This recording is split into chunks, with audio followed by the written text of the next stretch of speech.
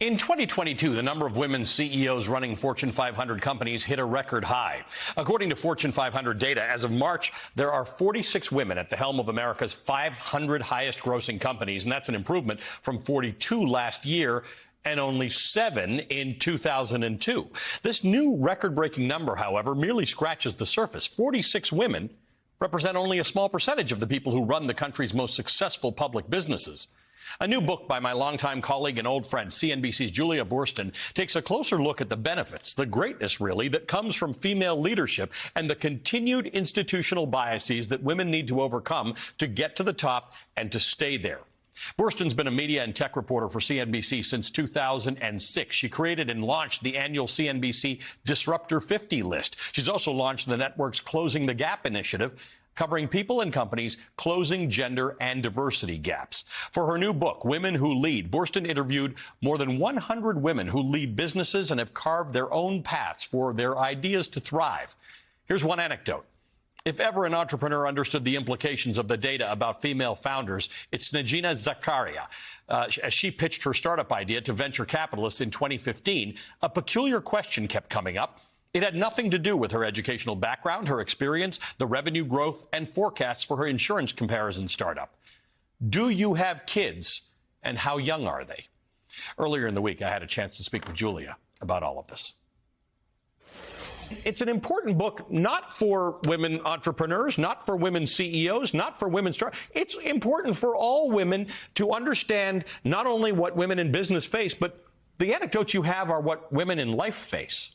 Absolutely. And I would also say that it is incredibly important for men to read this book as well. The leadership traits that have enabled the women in this book to defy the odds are so remarkable. These are characteristics we should all be emulating. And I just want to point out that there are areas where women face even greater headwinds than in corporate America, and that is in the tech startup space. There, as of last year, women drew 2% of venture capital funding. That was down from 3% in prior years. And I figured when I was meeting these amazing women, I knew if they could defy those odds, that they were, by definition, exceptional, and I should get to understand their stories and their strategies. So let's start there, because for a lot of my viewers, they're not tech startup people, so they may not know that when you have a startup, you have to raise money. You have to go out literally, knocking on doors to people who have money to get them to invest in it. You have a quote about this. Shanlin Ma, the CEO of the wedding planning and registry company Zola, faced a similar string of rejections from male investors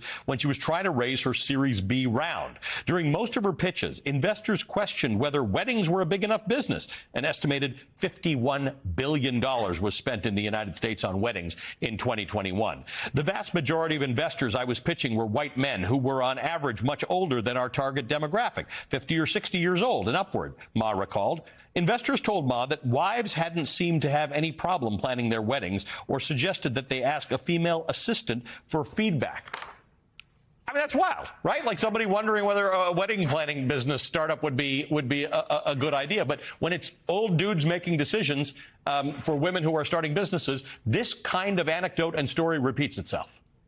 Absolutely. This was the kind of thing I heard from women over and over, that the people who had the money, who had the checks that they could be writing to them, just didn't understand their businesses or couldn't relate to them because they were targeting oftentimes a female demographic. So I think what's so important here is that tech companies are immensely powerful. Think about the companies that have changed our lives. Between the iPhone and all the apps on it, from Uber to Airbnb, these tech companies have changed everything. If women aren't getting access to that capital, then it means that there are ripple effects far down the road. And the women who are getting access, I found that they were creating these amazing game-changing companies that not just were pursuing profits, but also had social and environmental purposes. And I think in many ways, we're taking a totally fresh approach to business, perhaps because they had been excluded and didn't have access to that kind of financing. Let's talk about underestimation of women. Another quote, in 2016, after the second CEO left, Goop's board of directors began to set up interviews for Gwyneth Paltrow to meet with leading contenders for the job. After one such interview, the candidate said to her, the candidate was a man, wow, you really understand this business. You know what your unit economics are, what your marketing metrics are, what your supply chain looks like. You know all this stuff. The girl in me was like, yay, I'm being validated, Paltrow recalled. And the woman in me, the burgeoning CEO, she was like, this is incredibly disrespectful. This is a really patronizing comment. Here was a world-famous, successful entrepreneur, and not even she was immune to the condescending head pat of the minimum standard. Yet another problem. This is page 257 of your book. Yet another problem that women face. No matter how accomplished they are, someone's always impressed that, wow, you're articulate, you're smart, you read the numbers.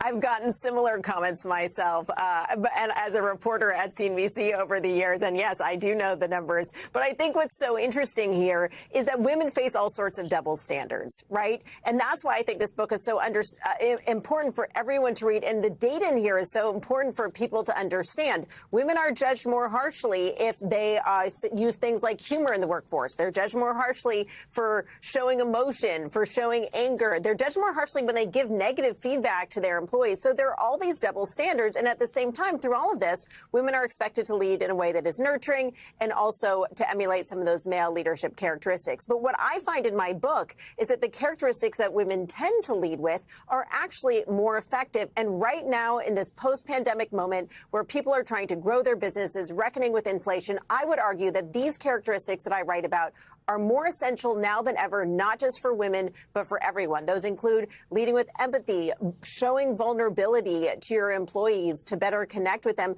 having an additional purpose, and using that purpose to help motivate your team. There are also strategies such as communal leadership, making sure you're bringing together the perspectives from across your organization rather than just leading in a top-down way. So I am optimistic because I think these leadership traits are in the spotlight right now. And the more that people understand how essential they are, the more that more women will be able to have those leadership opportunities as well.